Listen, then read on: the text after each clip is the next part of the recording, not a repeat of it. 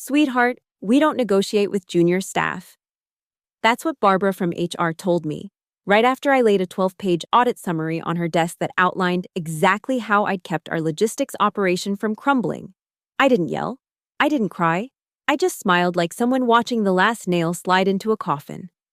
But see, what Barbara didn't know was that I already had an exit strategy that involved a signed NDA, an angry client, and a front row seat to her career funeral. My name is Claire Monroe.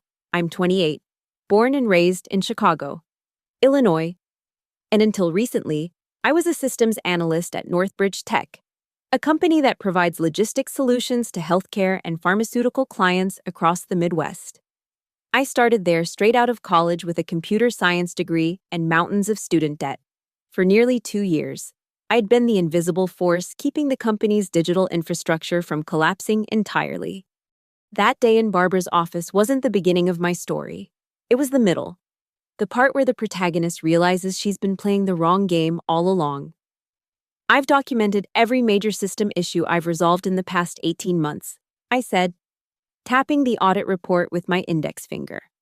My nails were chewed to the quick, a habit I'd picked up during the endless nights troubleshooting vendor integration failures. That includes the API authentication patch that prevented an $18,000 monthly revenue leak.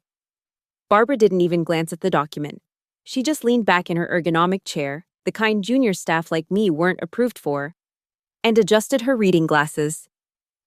Claire, I understand you feel you've made contributions, but these technical matters are evaluated during your annual review. We have a compensation structure, and exceptions simply create. She waved her hand dismissively. Problems. That's what I'd been solving for 18 months while my supervisor Trent collected the credit and bonuses. That's what I'd fixed when our largest client, Evertrail Medical Freight, threatened to terminate their contract over persistent login failures that our senior developers couldn't resolve. The documentation shows I've been performing at a senior level since my 3rd month, I insisted, feeling my professional calm starting to crack. My title and compensation should reflect that. Barbara sighed theatrically. Sweetheart, we don't negotiate with junior staff. If you're unhappy with your position, perhaps Northbridge isn't the right fit for your career goals. Sweetheart. The word hung in the air between us like toxic gas. I collected my report, stood up slowly, and nodded. Thank you for your time, Barbara. I appreciate your clarity on the matter. As I walked out, I heard her already on the phone, probably calling my supervisor to warn him about the entitled millennial in his department. Little did she know, I wasn't leaving angry. I was leaving with purpose. A week before my meeting with Barbara, I'd been sitting in the break room, eating ramen noodles while the smell of burnt popcorn mixed with disappointment. The room was empty except for me. Everyone else was in a company-wide meeting that I'd been asked to skip so I could monitor the system during a critical batch processing period. My phone buzzed with a Slack notification from Trent. Claire, the vendor dashboard is showing errors again. Can you fix it before the 3 p.m. call with Evertrail? The X? No, please. No acknowledgement that I was missing the quarterly update meeting to solve problems that had been flagged in my improvement report 3 months ago. Just a demand, followed by an insincere abbreviation of gratitude. I set my barely touched lunch aside and logged into the system. This particular error had been recurring for 6 months, a token validation issue that kept kicking vendors out of the portal. I'd proposed a permanent fix that would take 3 days to implement, but was told we didn't have bandwidth for structural solutions. So instead, I applied the same bandage for the 6th time, knowing it would fail again in a few weeks. As I worked, I could see Trent through the glass wall of the conference room, gesturing at a dashboard I'd built, showing off metrics I'd automated to a group of wide-eyed interns. The same dashboard he'd called unnecessarily complex when I'd first presented it. After fixing the login issue, I stayed at my desk, skipping the afternoon coffee break to review the vendor API integrations. I discovered that 3 of our microservices were leaking billable time due to improper rate configurations.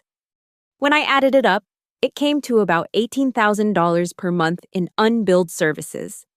I documented everything, fixed the configuration, and sent a detailed report to Trent and the finance director. The response?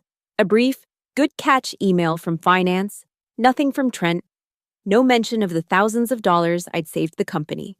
No recognition that I was doing work well beyond my job description and pay grade. That night, I didn't go straight home. I sat in my car in the parking garage and opened LinkedIn. I scrolled through everyone I'd ever helped at Northbridge. Every vendor, every client, every consultant. I wasn't looking for a job exactly. I was looking for leverage. And there it was.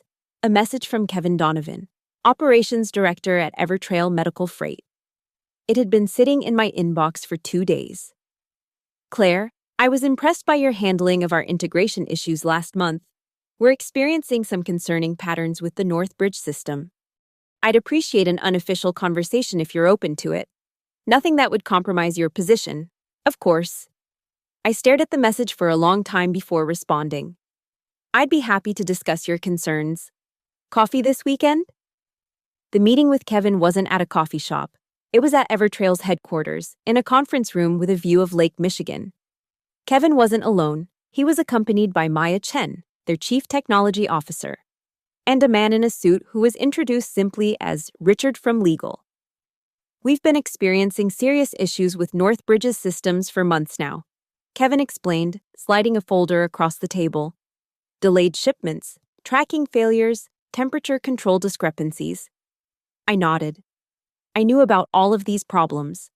I documented them, proposed solutions, and watched them get deprioritized in favor of flashier features that looked good in sales demos.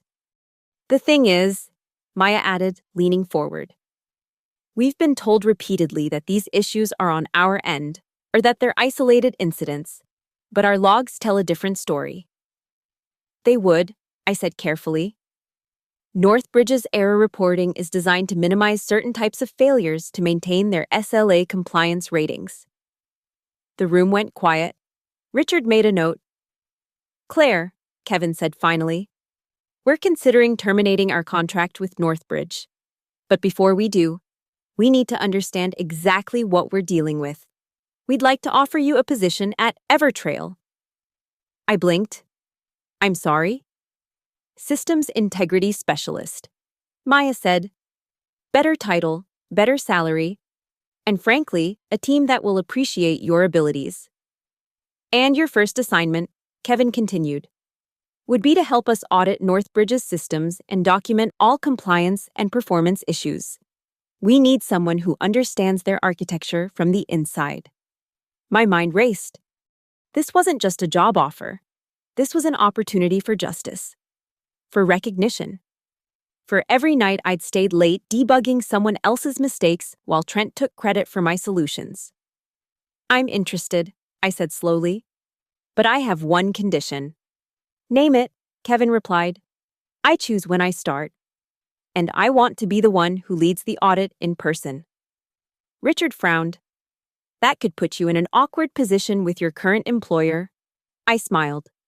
That's exactly the position I want to be in. The next 4 weeks were the most exhausting of my life. By day, I was still Claire Monroe, underappreciated systems analyst at Northbridge. I attended meetings, fixed problems, and pretended nothing had changed. I even smiled at Barbara when we passed in the hallway. By night, I was Evertrail's secret weapon. I documented every system failure, every security vulnerability, every compliance shortcut. I cross-referenced error logs with client complaints. I built a comprehensive map of Northbridge's technical debt and mismanagement. I was careful. I only used publicly available information or documentation I had legitimate access to through my role. I didn't hack or steal. I didn't need to. The truth was damning enough on its own. The day after my meeting with Barbara, I submitted my resignation. 2 weeks' notice, professional and brief. Trent barely looked up from his phone when I told him, sure, whatever. I'll have HR process it. We'll need you to transfer your knowledge before you go. I spent those 2 weeks creating meticulous documentation, not just of the systems, but of every warning I'd given, every fix I'd implemented, every problem I'd identified and been told to ignore. I trained my replacement, a bright-eyed new graduate who reminded me of myself 2 years earlier. I wished her better luck than I'd had. On my last day, there was no farewell lunch, no card, no acknowledgement. I turned in my badge to a security guard who didn't know my name and walked out the front door of Northbridge Tech for what they thought was the last time. The following Monday, I started officially at Evertrail. My business cards read, Claire Monroe, Director of Systems Integrity and Compliance, a title that recognized what I'd always been, not what someone else decided I was worth. For 3 weeks, I led a team in a comprehensive audit of Northbridge's systems. We documented everything: the security flaws, the billing irregularities, the compliance shortcuts. We built a case so airtight that Northbridge's legal team would find no oxygen to breathe. And then came the day I walked back through those front doors, not as Claire Monroe, Junior Systems Analyst, but as Claire Monroe, Lead Systems Auditor for Northbridge's largest client. I wore a charcoal suit that cost more than I used to make in a week. My hair was pulled back in a sleek ponytail, and I carried a leather portfolio embossed with Evertrail's logo. Kevin and Maya flanked me, along with Richard from legal and 2 technical specialists from my new team. The receptionist, the same one who had barely acknowledged me for 2 years, looked up in confusion. "We're here for the compliance audit meeting with your executive team," I said, my voice steady. Evertrail Medical Freight. Recognition dawned in her eyes. "Claire, you're with Evertrail now?" I smiled. "I'm leading their audit team. We're expected in the main conference room." The elevator ride to the executive floor was silent. When we entered the conference room, it was already full. Trent was there, looking uncomfortable in a tie that didn't match his shirt. The CTO, several senior developers, the chief compliance officer, and, of course, Barbara from HR. Her face when she saw me was worth every late night, every missed lunch, every moment of frustration I'd endured at Northbridge. She went pale, then flushed, then composed herself with visible effort. "Ms. Monroe," she said stiffly, "this is unexpected." "Is it?" I asked, taking my place at the head of the table. I would have thought my expertise would make me an obvious choice for this role. The Northbridge CEO, a man who had never once spoken to me during my time there, cleared his throat.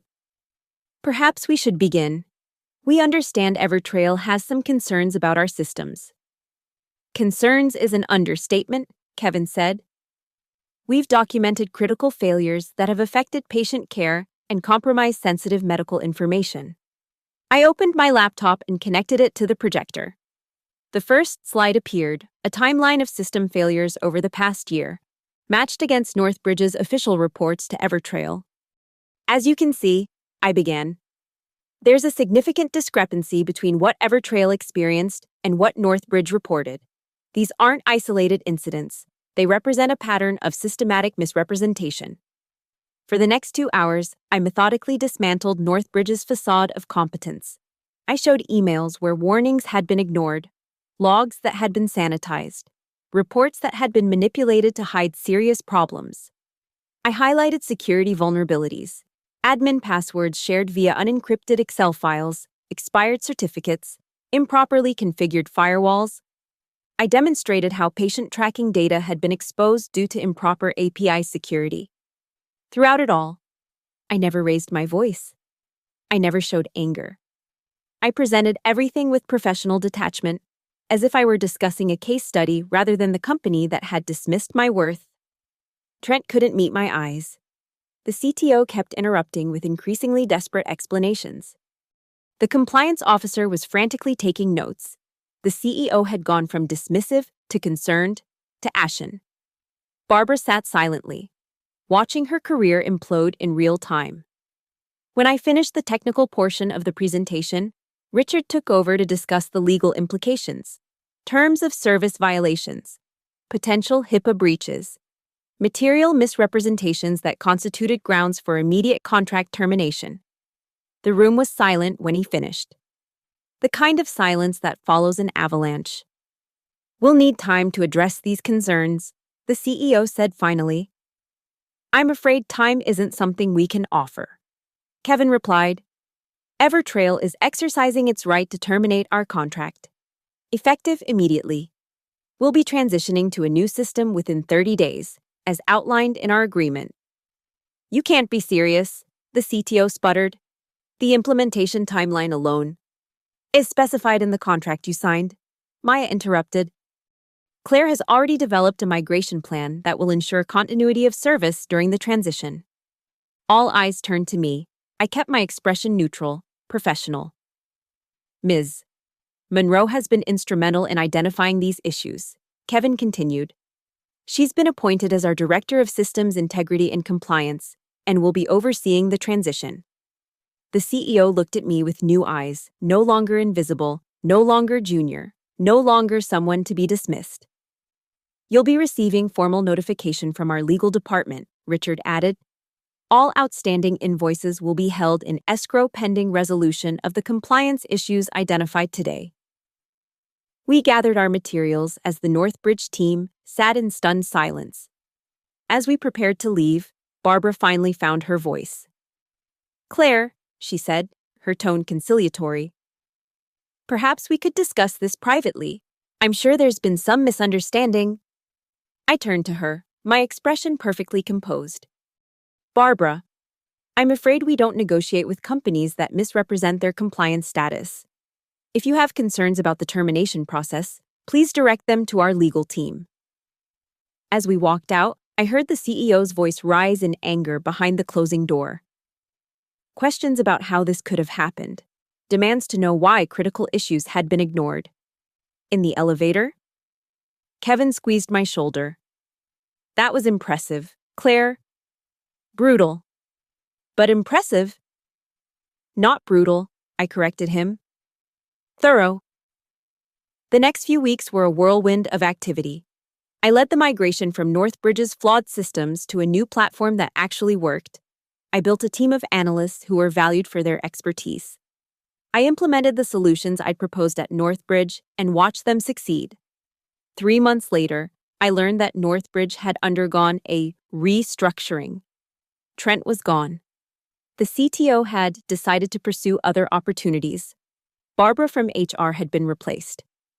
The company had lost not just Evertrail, but 3 other major clients who had heard about our audit findings. Their stock had dropped by 40%. I didn't feel satisfaction exactly. I felt vindication, recognition. The knowledge that my worth wasn't determined by someone else's inability to see it. Last week, I was in the same building for a healthcare technology conference.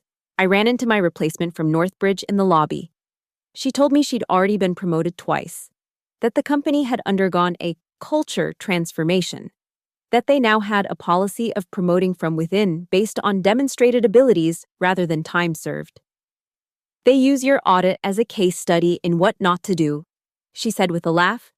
Nobody says we don't negotiate with junior staff anymore. I smiled and handed her my business card. If you ever want to work somewhere that recognized your value from the start, call me. As I walked away, I realized that success isn't just about proving others wrong.